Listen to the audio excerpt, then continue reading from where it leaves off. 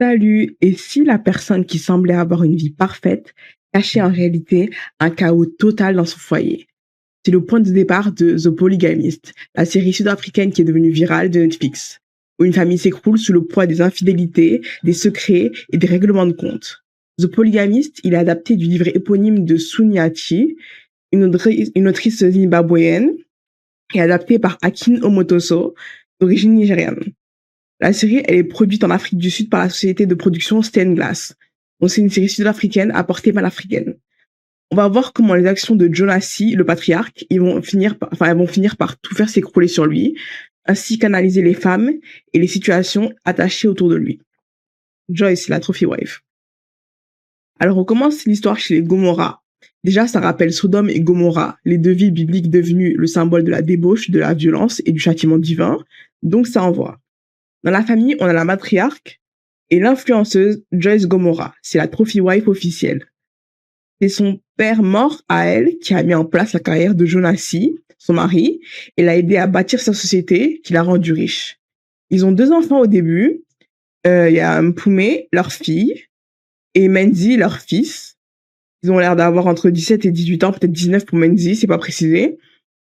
Dès le début, après que Joyce ait donné naissance à Nkazimulo, leur 3e enfant, Matipa, a fait son apparition. Matipa, c'est une jeune femme ambitieuse et opportuniste qui était la maîtresse de Magesh au début, qui est le frère de Jonassi et qui l'a aidé à entrer dans la société. Rapidement, Matipa, elle séduit Jonassi et elle monte en grade dans sa société. Jonassi, il lui achète même une maison, essaie de divorcer de Joyce pour être avec Matipa, mais Joyce et Jonassi, ils se réconcilient. Tout ça pour que Joyce découvre dans un hôpital que Matipa, qu'elle pensait virer de la société et partie de leur vie, a donné naissance à des jumelles de Jonassi. Pour garder la face, après que Matipa gâche le launch de la marque partenaire de Joyce, en postant une photo d'elle, des jumelles et de Jonassi, Joyce, elle décide que Matipa deviendra la 2e femme, même si elle la méprise. Mpumé et Menzi, dans tout ça, ils souffrent. Mpumé, c'est la plus vocale par rapport à ça. Il y a une fission entre elle et son père qui se crée. Je vais donc maintenant vous parler de l'archétype de la trophy wife à travers Joyce. Le terme, il apparaît dans les années 80 dans la presse américaine, mais l'idée, elle est bien plus ancienne. Thorstein Veblen, un économiste et sociologue américain du 19e siècle, il impose les bases dès 1899. Pour lui, dans une société capitaliste, un homme riche montre sa puissance non seulement par sa maison, sa voiture ou ses vêtements, mais aussi par sa femme. Elle doit être belle, élégante et socialement irréprochable. Son rôle n'est pas de produire de la richesse, mais de la représenter. C'est un contrat implicite qui est de plus en plus devenu le mariage des Gomorrah dans la série. Jonassi, il apporte l'argent et le prestige, et Joyce, avec son statut de femme impeccable et d'influenceuse, elle apporte l'image et la respectabilité. Ce qui rend l'archétype problématique, c'est son invisibilisation. Le travail de la trophy wife est de maintenir l'image, gérer les relations sociales, incarner la réussite du mari, et c'est juste, il est de tout ça. C'est juste trop.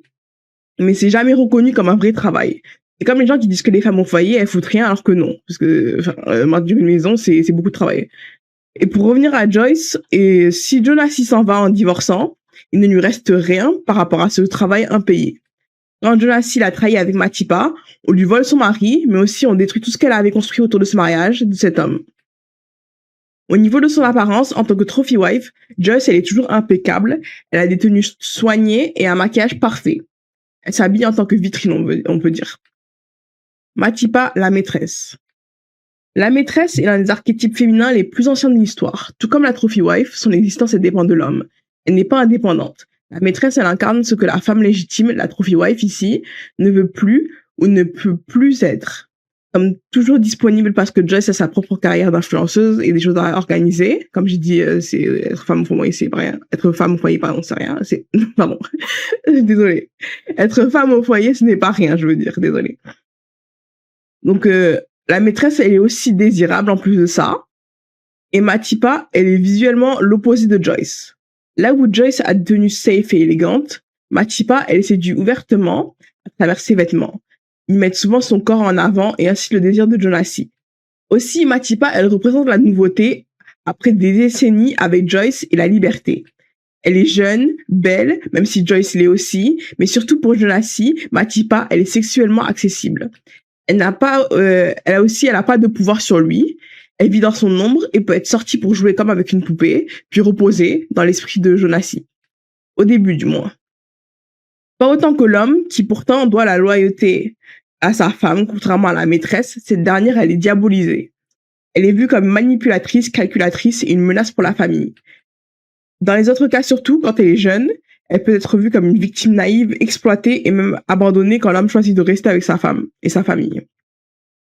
Dans tous les cas, elle perd. La société lui reproche soit son audace, soit sa faiblesse.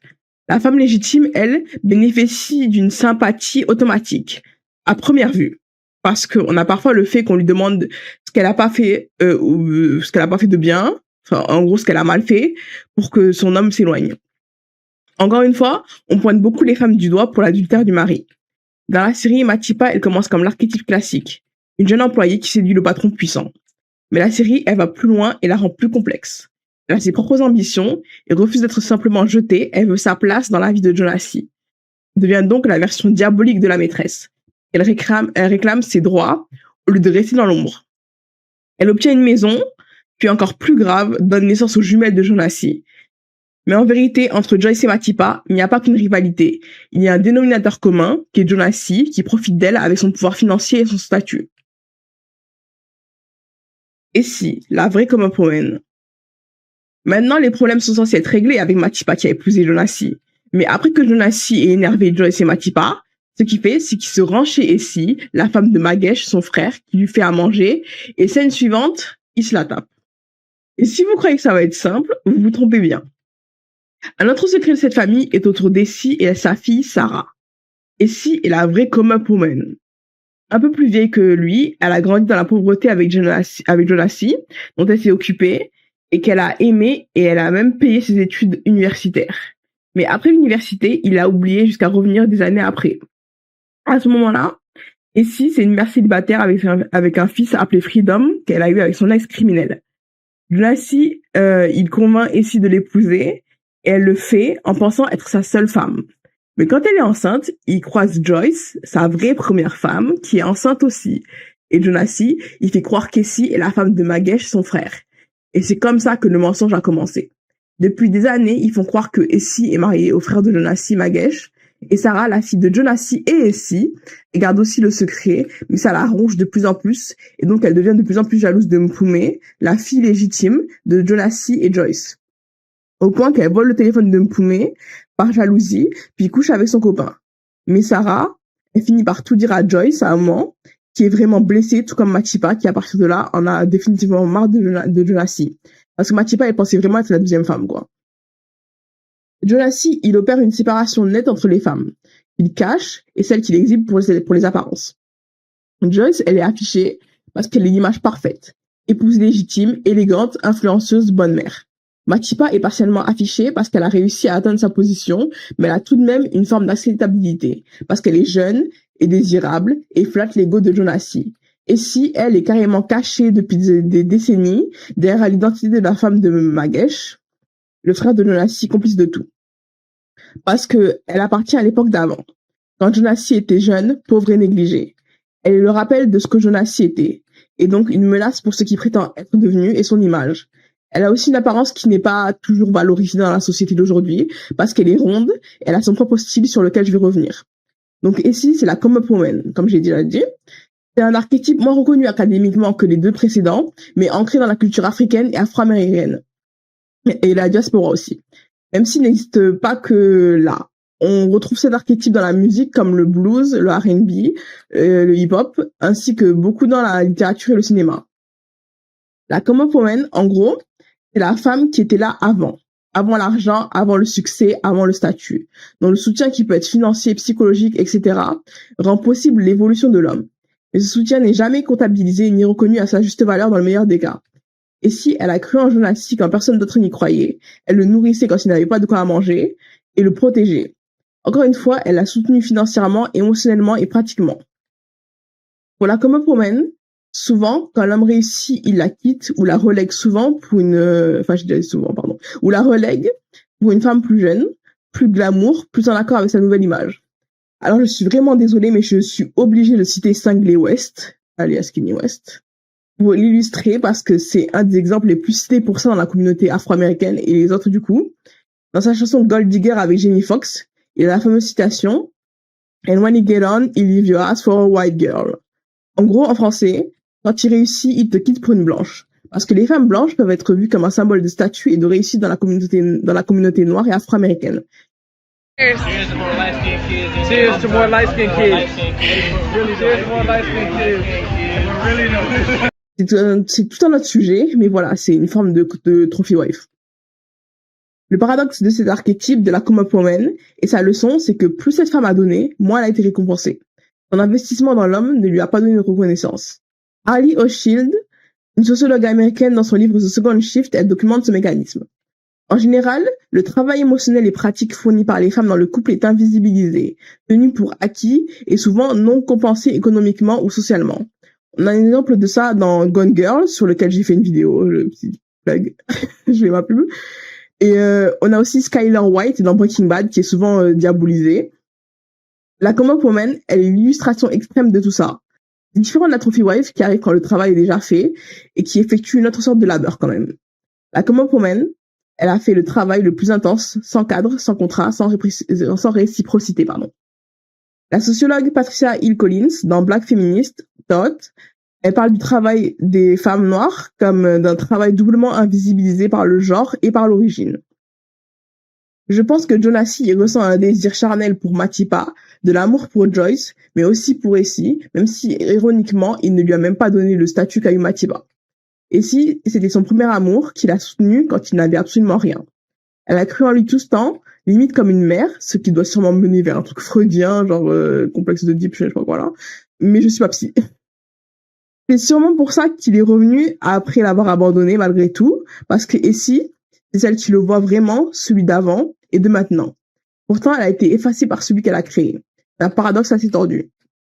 L'apparence d'Essie, elle contraste avec celle de Joyce et Matipa, exprès je pense. Joyce, elle est élégante et Matipa, elle est séductrice. Essie, elle porte des tenues colorées et c'est pareil pour ses coupes de cheveux qui changent souvent. Elle n'est pas brisée ou résignée à cause du secret de Jonassi, elle est digne et elle s'exprime. Son style, c'est un contraste. Elle a été rendue invisible dans sa relation avec Jonassi, mais elle impose sa présence visuellement. Les trahisons de la nouvelle génération. Pour la nouvelle génération qui a environ 17, 18, 19 ans, au début, Sarah, la fille d'Essie et Jonassi, qui a le même âge que Mpume, elle devient de plus en plus jalouse d'elle, qui est la fille légitime de Jonassi, mais qui est pourtant en colère contre lui tout au long de la série parce que, à cause de ce qu'il fait subir à Joyce. D'abord, Sarah, elle vole l'iPhone de Mpume par jalousie, puis lors du baptême des jumelles de Matipa et Jonassi, elle se venge à nouveau de ce silence en couchant avec le copain de Mpume, en faisant exprès pour qu'elle les découvre, et elle les découvre. Tout cela se passe alors que personne ne sait encore qu'elle est en réalité la fille cachée d'Essie et Jonassi. Aussi, après l'avoir vue lors d'une fête danser dans sa cuisine dans une tenue un peu sexy, qui correspond à son style vestimentaire rappelant Matipa en plus jeune, Jonassi se met à essayer de séduire Lindani, qu'il connaît depuis qu'elle a 8 ans parce que c'est l'amie de Mpume, et il sait que Menzi, son fils, il aime Lindani aussi. Il s'en fout. Lindani, elle voulait aller à l'université, mais sa mère, elle veut qu'elle travaille dans son bar à la place. Et elle a aussi un copain qui s'appelle X. Enfin, c'est son surnom, mais j'ai oublié son nom. Malgré ça, Jonassi, il commence à avoir une relation où il la domine financièrement. En allant à un club de striptease avec Freedom, le fils d'Essie, Menzi, le fils de Jonassi, il surprend Lindani avec son père dans une position très compromettante, on va dire. Mais les deux, là, ils le voient pas. Et Menzi, de son côté, il fait une espèce de crise de panique avant de se reprendre et de partir, et il dit rien à personne.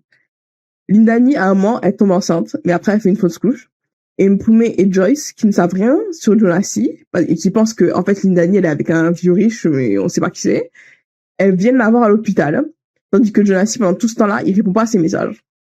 Ce que Jonassi exerce sur Lindani s'appelle dans la littérature académique coercive control, ou contrôle coercitif. La domination masculine qui ne passe pas toujours par la violence physique directe, mais par un contrôle systématique des ressources comme celles financières. L'argent devient la laisse invisible de Lindani parce que la dépendance financière crée un déséquilibre de pouvoir.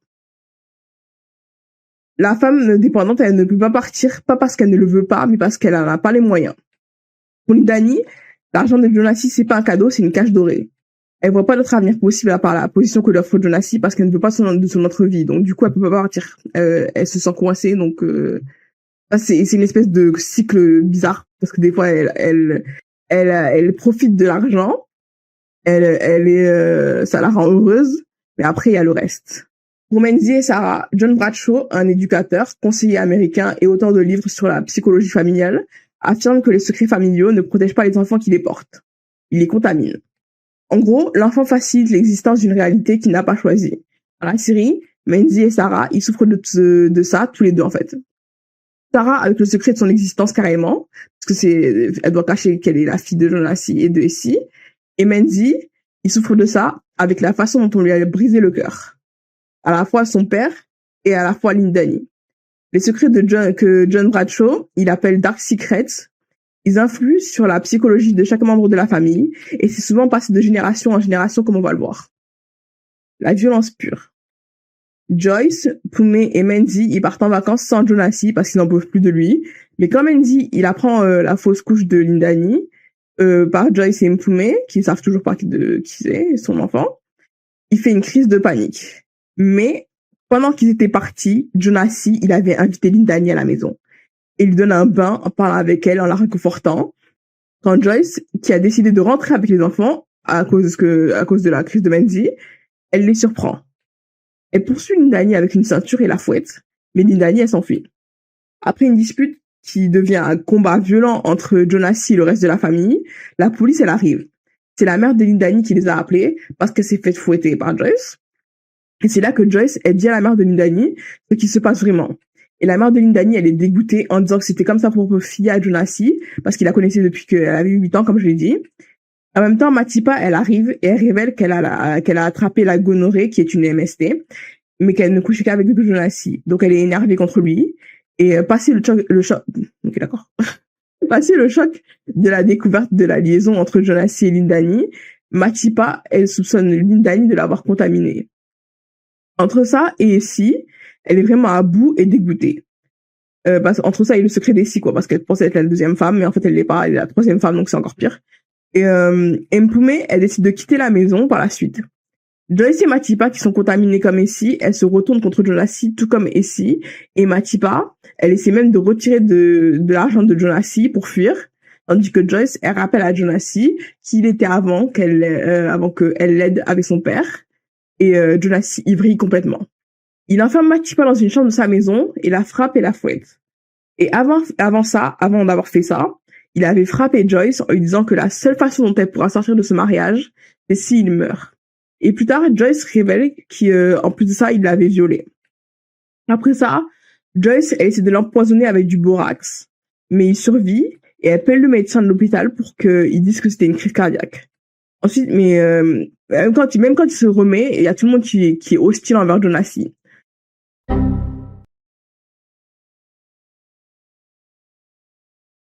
Et ensuite, Matipa et Joyce, qui ne s'étaient pas vues depuis, elles se révèlent leurs bleus et leurs blessures que leur a fait subir Jonassi.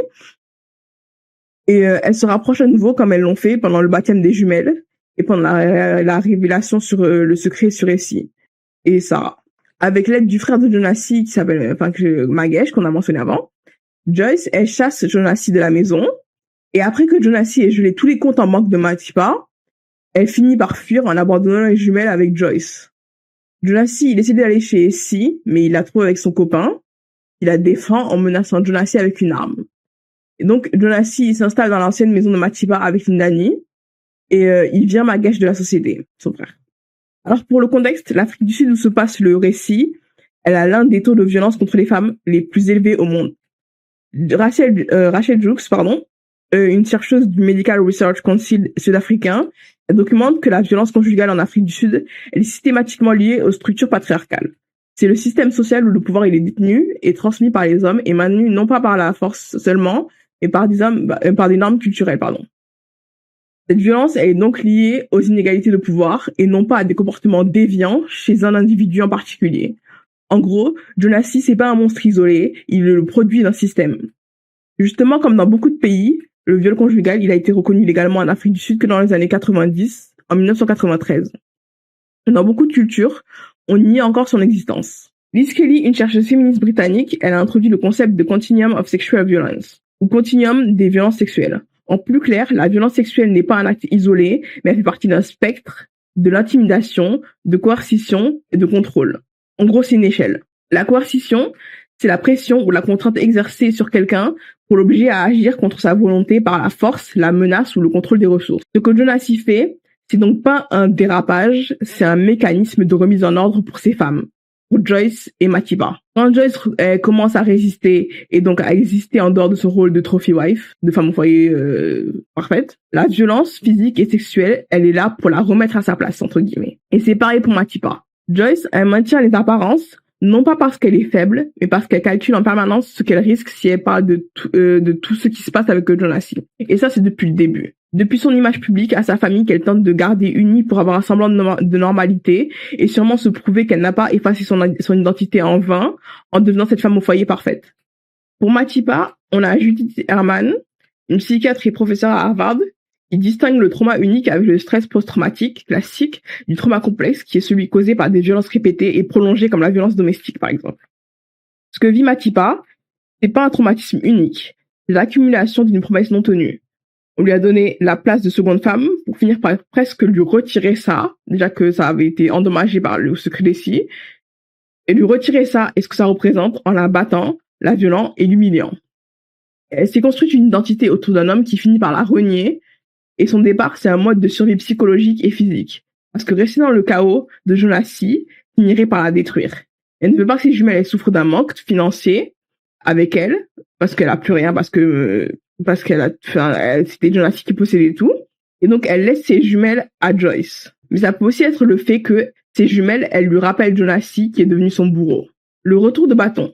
Alors, Jonas, il vit avec Lindani, qui est devenue sa partenaire officielle. Pourtant, quand une amie de Matiba est toque pour trouver Matiba, qui est partie, Jonas, il couche avec elle. Et par la suite, Jonas, il tousse beaucoup. Et quand il va chez les médecins, on lui dit qu'il a une pneumonie, mais pas seulement. Il apprend qu'il a le VIH.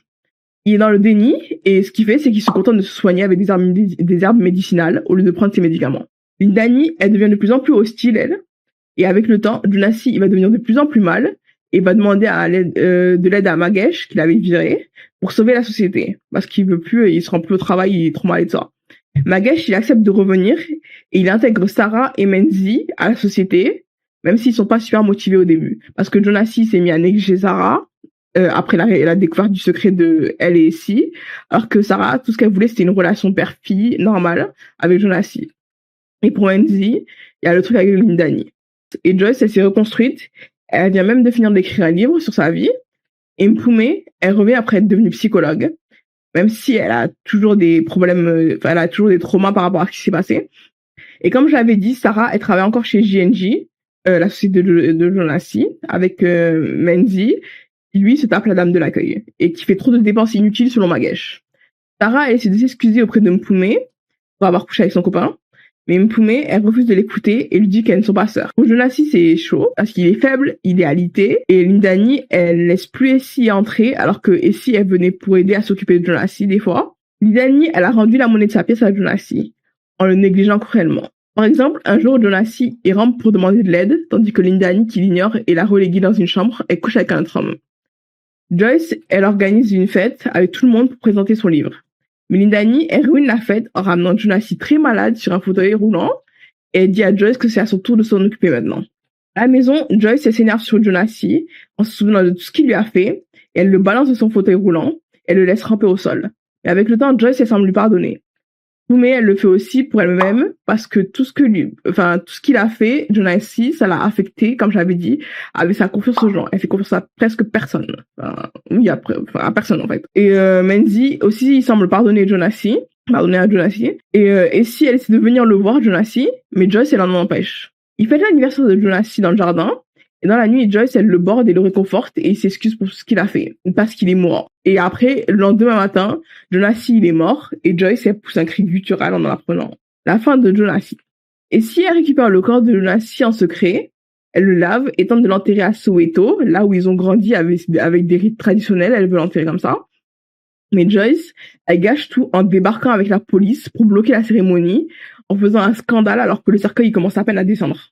dans la terre. Et elle menace Essie et lui dit que si elle vient aux funérailles officielles, elle va appeler la police. Aux funérailles officielles qui suivent, tout est beaucoup plus épuré, occidental et conforme à l'église. Matipa, elle revient de ses 3 ans d'exil pour réaliser que ses propres jumelles, elle la reconnaissent pas. Mais Joyce, elle tient quand même à ce que Matipa, elle soit avec elle en tant que deuxième femme. Après que Joyce se soit penchée sur le corps de Jonassi, il lui est dit doucement, je traduis. Les choses auraient pu finir autrement entre toi et moi, mais tu as préféré jouer au plus malin, enfoiré. Après, Essie, elle arrive avec Sarah durant la cérémonie et elle s'assoit avec audace. Alors ici, elle prend des chaises et elle s'assoit avec Sarah, elle en a rien à faire. Et Joyce, elle les laisse rester et assister à la cérémonie, contrairement à Lindani qui s'était mise à crier en pleurant, en faisant semblant d'être touchée par la mort de Jonassi. Déjà, je sais même pas comment on l'a laissé rentrer à la base, mais bon. Par la suite, Menzi, qui n'en peut plus, il se lève et il s'en va. Et dehors, il tombe sur Lindani et on a une révélation sur son lit de mort. En fait, en le réconfortant, Joyce, elle a raconté son plan à Jonassi. Au début de la série, Joyce, en fait, elle avait brûlé la villa de Matipa sans faire exprès, parce qu'elle avait brûlé les passeports de Matipa et Jonassi qui voulaient partir au lieu d'aller assister. Enfin, c'est toute une histoire, bref. Elle a brûlé la villa sans faire exprès. Et en garde à vue, Joyce, quand elle était en garde à vue, elle rencontre une femme qui dit qu'elle a le VIH et elle reconnaît Joyce en tant qu'influenceuse.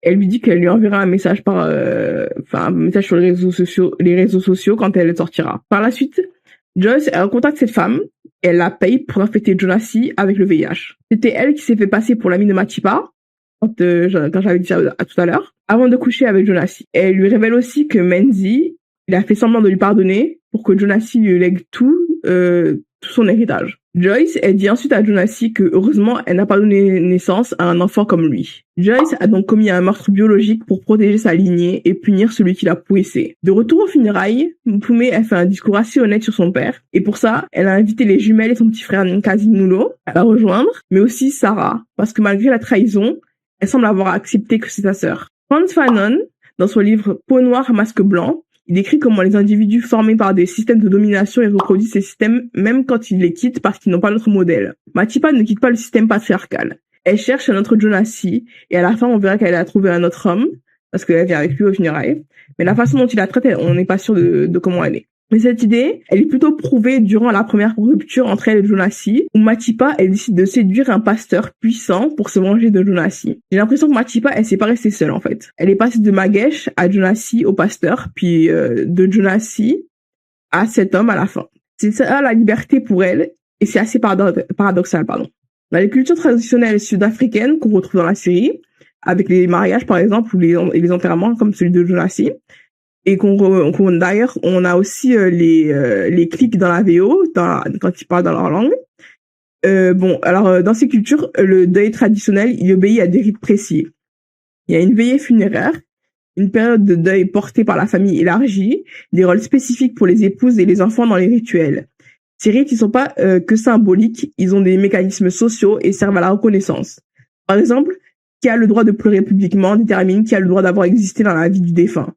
En choisissant des funérailles épurées, occidentales, modernes et conformes à l'image publique qu'elle a toujours maintenue, Joyce, plutôt que traditionnelle, elle efface encore une fois Essie et Sarah, tout comme le passé de Jonassi à Soweto, là où il a grandi, dans la pauvreté. Janice Abraham Spring, dans How Can I Forgive You, distingue l'acceptance forgiveness, un pardon qui ferme les yeux pour préserver la paix, du genuine forgiveness, un pardon qui exige une reconnaissance et responsabilité avant la réconciliation, comme Mpume l'a souvent demandé à Jonassi de son vivant, de reconnaître ses fautes et de s'excuser. Avec son discours, durant les funérailles de son père, Mpume, elle mélange les deux. Elle ne fait pas un discours plein d'éloges pour son père, elle n'efface pas les preuves de ses écarts que sont ses sœurs, et Sarah aussi, mais elle reconnaît, enfin c'est sûr, voilà quoi, c'est ses sœurs jumelles et Sarah, mais elle reconnaît que malgré tout, elle aimait Jonassi. Dans le livre Talking Back, Bell Hooks, une intellectuelle féministe et militante américaine, professeure et auteure aussi, elle théorise la prise de parole comme un acte de résistance pour les femmes dans les structures patriarcales où elles sont réduites au silence. Mpume, elle incarne cette résistance avec son discours là où sa mère a longtemps choisi le silence. Même durant les funérailles où plutôt que de faire un discours, Joyce, elle décide de chanter. Et en plus de ça, pour exprimer sa colère envers Jonassi, elle décide de murmurer à son corps ses insultes et ce qu'elle voulait lui dire, plutôt que de l'exprimer ouvertement. Par contre, pour Joyce, quelque chose qui est fort au niveau du symbolisme, c'est la façon dont elle a retourné contre Jonassi l'arme même qu'il a utilisée contre elle toute sa vie, son corps. Jonassi s'est servi du corps des femmes aussi toute sa vie grâce à son pouvoir, pour sa luxure, sa reproduction, son ego. Il les a même endommagés en les contaminant avec la gonorrhée.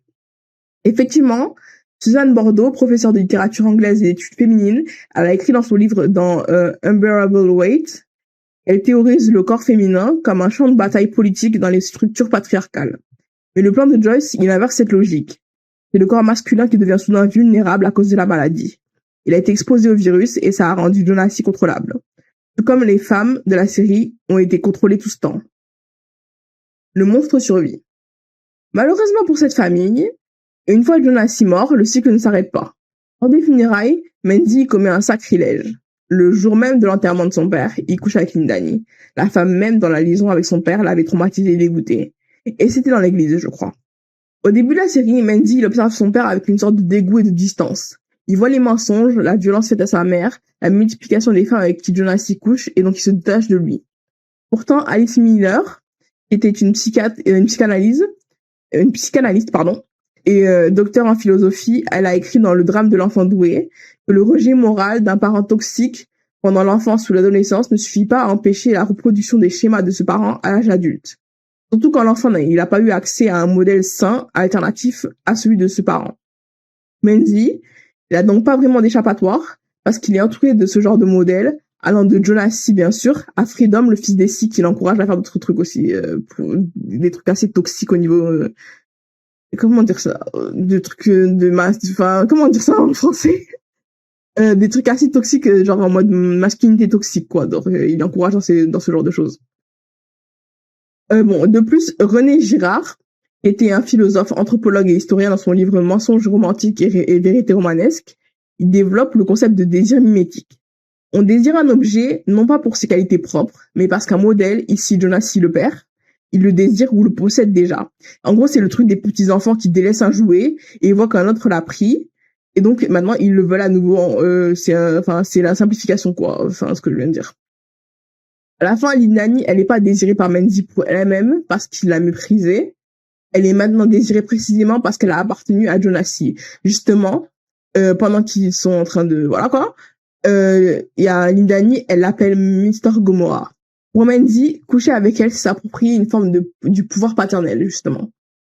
Enfin, Michel Foucault, qui était un philosophe, historien et théoricien français, il a théorisé dans son livre Surveiller et punir que le pouvoir ne réside pas dans les individus, mais dans les structures. Ça, je l'ai rappelé plusieurs fois, justement. Et retirer Jonassi ne détruit rien, parce que la position qu'il occupait, elle reste vacante. Et elle est immédiatement réoccupée par Mendy, qui est le produit d'un environnement qui facilite la formation d'hommes comme Jonassi. C'est ce que j'avais expliqué avant. Le problème, il est beaucoup plus grand. Tuer Jonassi, c'était comme couper la tentacule d'une pieuvre qui finira par repousser ailleurs. Mendy. Conclusion. Joyce semble avoir gagné en détruisant le mal à la racine, en tuant son mari, mais malheureusement, c'était trop tard. Il avait déjà contaminé Mendy, que l'on a vu changer au cours de la série. Et j'ai un peu laissé ça de côté, mais Freedom, le fils d'Essie, l'a encouragé aussi sur cette voie. Et selon moi, ça reste Jonassi qui a le plus influencé Mendy avec Lindani. Jonassi, il a ruiné sa famille, il a gardé ses vices en vie en les passant à Mendy. On peut se demander si ce n'est pas un juste retour des choses pour le geste désespéré de Joyce, dont le silence a été imposé si longtemps que cette vengeance privée est devenue la seule justice possible à ses yeux. Merci d'avoir regardé la vidéo jusque-là. Dites-moi ce que vous en pensez en commentaire. Lâchez un like ou un dislike, liberté d'expression. Si vous avez vu la série aussi, dites-moi ce que vous en avez pensé, parce que franchement, cette série était what the fuck.